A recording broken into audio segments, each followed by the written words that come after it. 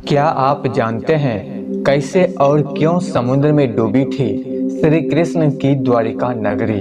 भगवान श्री कृष्ण की अद्भुत नगरी द्वारिका आखिर पानी में क्यों डूब गई? आज इस बात के पूर्ण साक्ष्य भी प्राप्त हुआ है। वैज्ञानिकों का स्पष्ट मानना है कि गुजरात में सागर किनारे किसी समय कोई भव्य नगर हुआ करता था, जो वर्तमान में पानी में डूबा हुआ है। यहाँ से कई ऐसी वस्तुएं भी बरामद की गई है, जो इस बात का मुख्यतः प्रमाण है कि पानी के नीचे आज भी द्वारिका नगरी के अवशेष शेष है। द्वारिका नगरी के पानी में डूब जाने के पीछे विद्वानों ने दो प्रमुख कारण बताए हैं, जिसके बारे में आज दोस्तों हम जानेंगे। महाभारत के अनुसार कौरवों की माता गंधारी ने भगवान श्री कृष्ण को श्राप दिया था कि जिस तरह कौरव वंश का नाश हुआ है, उसी तरह से यदु वंश का भी समाप्त हो जाएगा।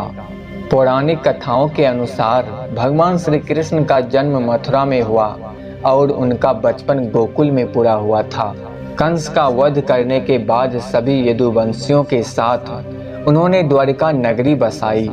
माना जाता है कि महाभारत युद्ध के 36 वर्ष के बाद पूरी द्वारिका नगरी समुद्र में डूब गई थी और उसी के साथ यदुवंश और श्री कृष्ण ने अपने प्राण त्याग दिए थे। अन्य कथा के अनुसार कृष्ण के पुत्र शाब को मिले श्राप से द्वारिका नगरी का अंत माना जाता है। ऋषि वाल्मीकि, नारद मुनि और अन्य ऋषि द्वारिका का भ्रमण करने आए थे।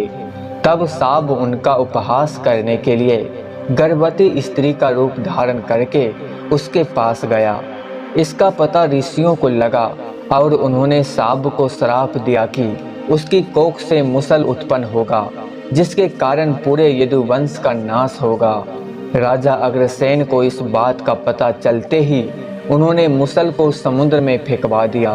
भगवान श्री कृष्ण को ये बात जब पता चली तो उन्होंने क्रोध में आकर जमीन से मुट्ठी में घास उठाई, जो ऋषियों के श्राप के कारण मुसल में बदल गई। उस घास को जो भी निकालता वो मुसल में बदल जाती। इस मुसल के प्रहार से व्यक्ति उसी स्थान पर अपने प्राण त्याग देता था।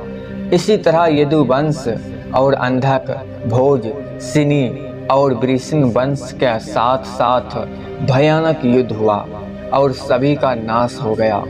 बलराम ने एक वन में अपने प्राण त्याग दिए और उन्हें देखकर श्री कृष्ण साधना में लीन हो गए। एक शिकारी ने दूर से उन्हें हिरण समझकर बाण चला दिए, जिससे उनकी मृत्यु हो गई। भगवान श्री कृष्ण के प्राण त्यागते ही द्वारिका नगरी समुद्र में डूब गई। पुराणों के अनुसार द्वारिका धरती का हिस्सा नहीं था। श्री कृष्ण ने इसे समुद्र देव से उद्धार मांगा था। इसी कारण से श्री कृष्ण के मृत्यु के बाद द्वारिका नगरी समुद्र में समा गई। तो दोस्तों, यही था कहानी। हमेशा कुछ नया सीखने के लिए आप मेरे चैनल को सब्सक्राइब जरूर कर लेना।